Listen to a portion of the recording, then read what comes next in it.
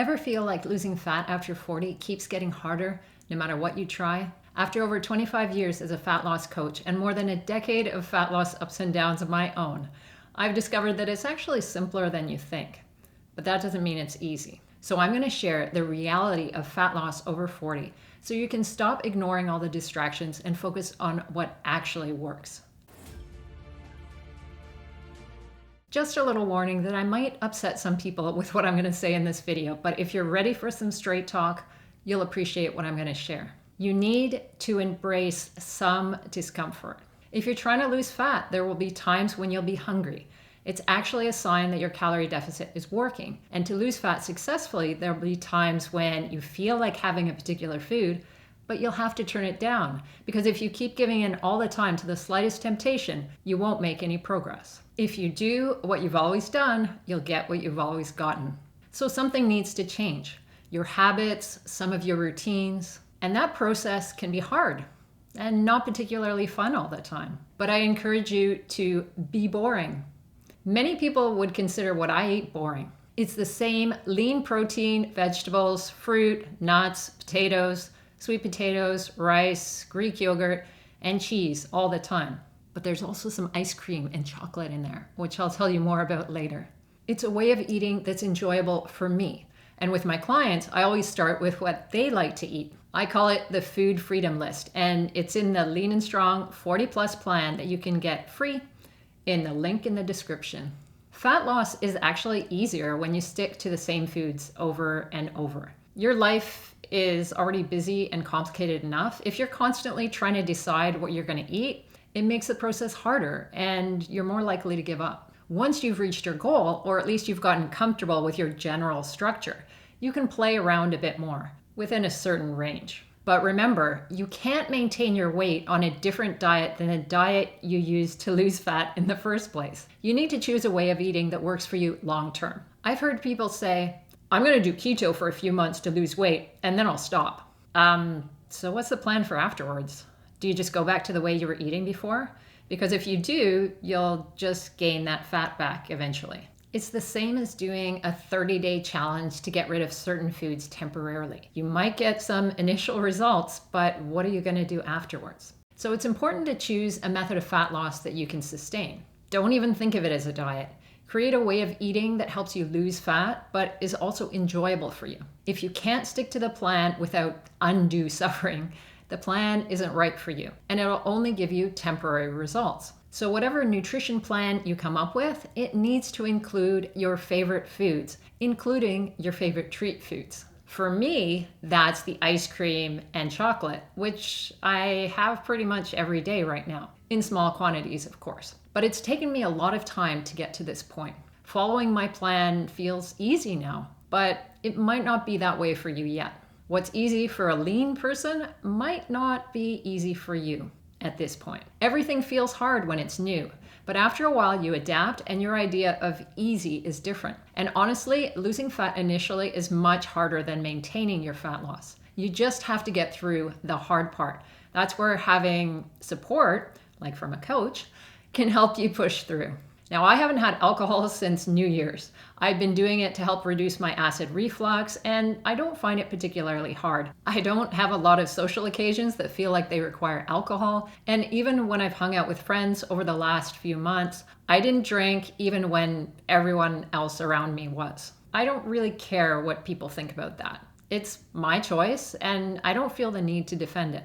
And that's an important way of thinking because you need to feel secure in your choices. Right now in North America, about 60% of people are overweight or obese. For people over 40, it's estimated to be somewhere between 60 and 70%. Most people do not eat well. Most people do not exercise enough. If you follow the crowd and do what everyone else is doing, you're going to have those same results. I've had digestive issues, IBS, and GERD for over 25 years. During that time, I've tried so many diets to try to find out what works. That often meant skipping certain foods when going out, at parties, or during holidays. My mom got to the point where she would ask, "What are you eating now?" whenever I came to visit her. And I know it's been frustrating for her to try to keep up. But I had to do what I had to do. And I stopped apologizing for doing something that I knew was good for me. Think about the people that influence you. Does your spouse encourage you to have certain foods with them, healthy or not so healthy? Do you go to family events and get pressured to eat certain things? Make sure you try Auntie Linda's fruitcake. She put a lot of work into it, and you'll hurt her feelings if you don't. If you feel pressure from your family to eat a certain way, you're not alone. I found that the success of my clients often depends on how supportive their spouse and their family is of their fat loss goals. If your environment isn't supportive, you have to build the willingness to hold your ground and do what's right for you while still keeping it polite. Then you'll find your fat loss success. So be unapologetic. You don't owe anyone an explanation for your choices. But the majority of people are too influenced by others. And most people, as you've already heard, aren't active and lean. So unless you surround yourself with healthy fitness buffs, you'll need to stand on your own. You'll be that guy or that woman who stands out for eating healthy and exercising regularly. And yeah, that takes guts in an unhealthy world. It also takes courage to admit that fat loss is within your control, but you're not doing what you need to do yet. If you're in your 40s and 50s, the important thing to realize is that it's not your metabolism. There's a common misconception that your metabolism tanks once you get to 40, and losing fat becomes a lot harder. Actually, your metabolism is pretty stable throughout the lifespan, with a small drop after 60, as long as you maintain your muscle mass. And the way you do that is through strength training, at least twice a week. For people aged 45 to 64, only about 30% of men and 24% of women actually do that, which means that your metabolism doesn't automatically decrease with age. You can do something about it, but most people don't, and that's the problem.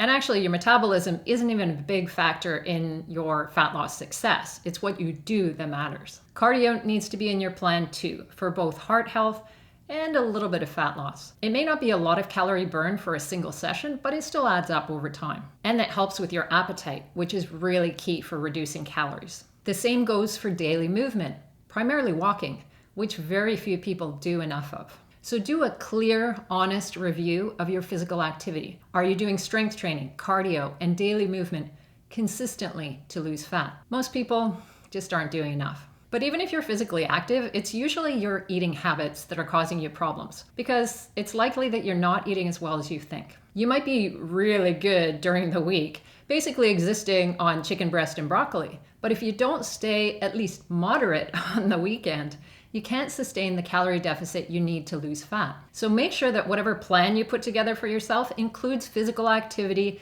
and eating 7 days a week, not just when it's convenient. It takes some work to establish routines and break habits when you feel too busy and overwhelmed by other things. So remember that everyone has challenges to overcome. People who fail at fat loss lean into the negatives, all the things they have against them. They think to themselves, I'm too old, I'm too busy, I have a slow metabolism, I have bad genetics. And they use those things as excuses to not do the work they need to do.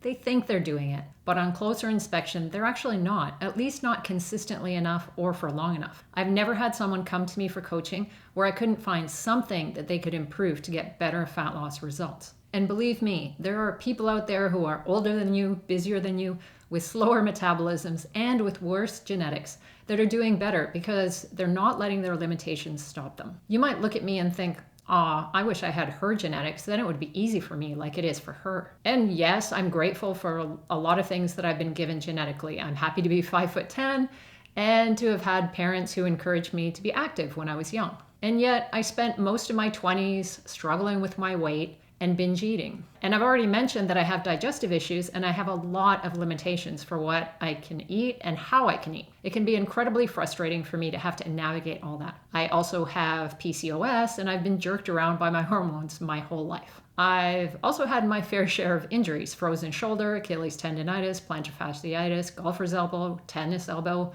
a hamstring tear that took a year to heal, shin splints, multiple thumb sprains, as well as a recent SC shoulder joint injury that caused me to pass out for a couple of minutes and have to go to the ER. But because I've built the right fitness, nutrition, and lifestyle habits over the past couple of decades, I have my tools in place to fix issues as they come up. I get the help I need and I keep moving forward. Now, as a side note, if you're struggling with a medical condition that's making you feel miserable and unable to do the things you need to do for fat loss, talk to your doctor. Get the help you need. Not everything has an easy solution, but having support can make a difference. What I'm trying to say is that we all have some assets and some liabilities. We each have our specific limitations. I've had clients who had major illnesses and surgeries and some that were cancer survivors. One of my clients many years ago, a woman in her 60s, used to fit in her training with her rounds of chemotherapy. And she never complained. She would just tell me, I can't come in that week because I won't be able to get out of bed after chemo.